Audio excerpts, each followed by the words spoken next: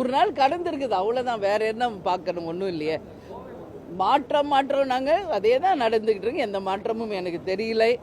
ஏன்னா கஞ்சா இன்னைக்கு வந்து நம்ம பார்க்குறோம், கஞ்சாவால் பாதிக்கப்பட்டதுனால மாணவர்கள் ஒருத்தருக்கு ஒருத்தர் அடிச்சுக்கிட்டு இறந்து போயிட்டாங்க. ஒன்று அமுதன், ஒன்று தனுஷ். இதுவே ஒரு உதாரணம் போதும். இதுக்கு மேலே சொல்றதுக்கு என்ன இருக்கு? மாற்றம் என்று சொல்லி வந்தாங்க, என்ன மாற்றம்? அதே மாதிரி பாலியல் வன்கொடுமை இன்னைக்கு தமிழ்நாடு முழுக்க, கிருஷ்ணகிரி, திண்டுக்கல் போன்ற பல்வேறு இடங்களில், நான் ரொம்ப லாங் பேக் போல, ஜஸ்ட் இந்த 1 வீக் 4 நாள் நாங்கள் சட்டசபைக்கு வராத இந்த 4 நாளில் நடந்த விஷயத்தை தான் சொல்கிறேன். அத்தனை பாலியல் வன்கொடுமைகள் தமிழ்நாடு முழுக்க நடந்திருக்கு. கொலைகள் மட்டும் 10க்கும் மேற்பட்ட கொலைகள் நடந்திருக்கு. இதுக்கு காரணம் கஞ்சா மற்றும் போதை, கலாச்சார சீரழிவு. இளைஞர்கள் வந்து தான் ஓட்டு போட்டு இந்த ஆட்சியை கொண்டு வந்திருக்காங்க. ஆனால் இளைஞர்களின் எதிர்காலம் இன்னைக்கு கேள்விக்குறியாக இருக்கிறது என்பது உண்மை.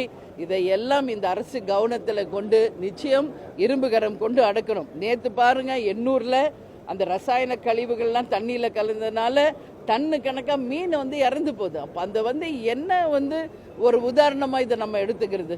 ஸோ இதெல்லாம் வந்து கண்டிக்கக்கூடிய விஷயம். அது மட்டும் இல்லை, கர்நாடகாவில் நேற்று 3 தமிழர்கள் கொலை செய்யப்பட்டிருக்கிறார்கள்.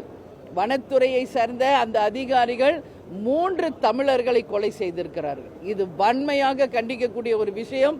அது மட்டும் கிடையாது, அந்த 3 கொலை நம்ம தமிழர்களை கொலை செய்தவர்களுக்கு உச்சபட்ச தண்டனையை கர்நாடக அரசு தரணும். அதற்கு நமது முதல்வர் அவர்களும் ஸ்ட்ராங் டிசிஷன் எடுத்து அந்த அமைச்சருக்கு, அந்த முதலமைச்சருக்கும் சரி மத்திய அரசுக்கும் அந்த நிபந்தனையை வைக்கணும். ஏன்னா அவங்க ஃபேமிலி சொல்றாங்க, மாடு காணாம போச்சு, நாங்கள் தேட தான் போனோம். அப்படி இருக்கிறப்போ எப்படி சுட்டு கொல்றாங்க என்பது கேட்குறாங்க. அப்போ அந்த குடும்பத்திற்கு என்ன இருக்கு? ஸோ இதெல்லாமே வந்து வன்மையாக கண்டிக்கக்கூடிய விஷயம். அதனால 100 நாள் என்ன பார்த்தீங்கன்னு கேட்டீங்க, இதை தான் பார்த்துருக்கோம். வேற ஒன்றும் பெருசாக பார்க்கல.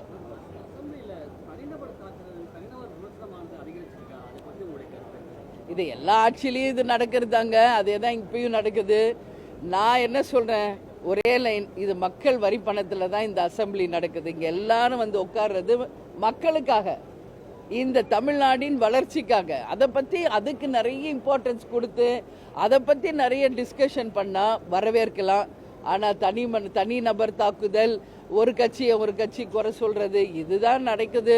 இது இப்போ மட்டும் கிடையாது, இது எப்பவுமே நடக்கிற ஒரு விஷயம்தான். ஸோ இதை வந்து நான் வாட்ச் பண்ணிக்கிட்டு தான் இருக்கேன் ஃப்ளோரில் உட்காந்து.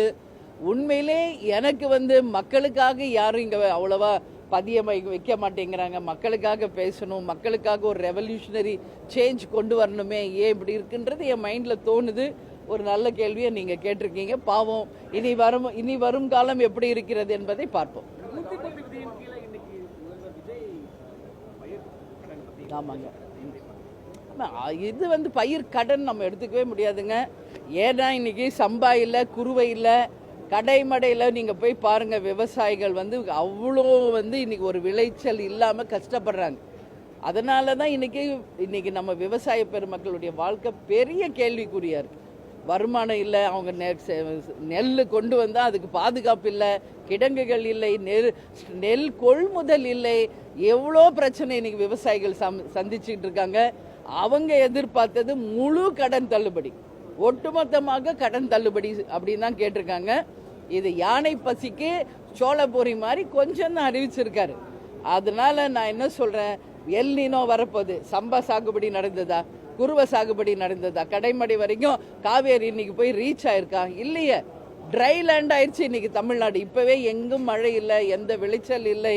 ஸோ இதையெல்லாம் கருத்தில் கொண்டு முதலமைச்சர் அவர்கள், நான் பல வாட்டி சொல்லிட்டேன், மீண்டும் பதிய வைக்கிற விவசாயிகள் சார்பா முழு கடன் தள்ளுபடி நிச்சயம் செய்ய வேண்டும் என்பதை கேட்டுக்கொள்கிறேன்.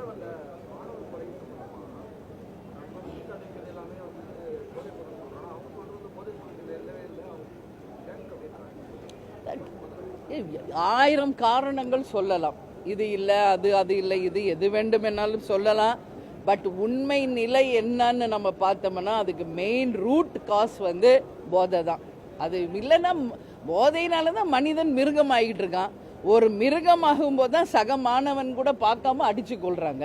அப்புறம் இதில் என்ன இருக்கு? அது ரீசன் இல்லைன்னு சொன்னால் இது எப்படி எடுத்துக்க முடியும்? அதனால ரூட் காஸ் வந்து போதை தான்.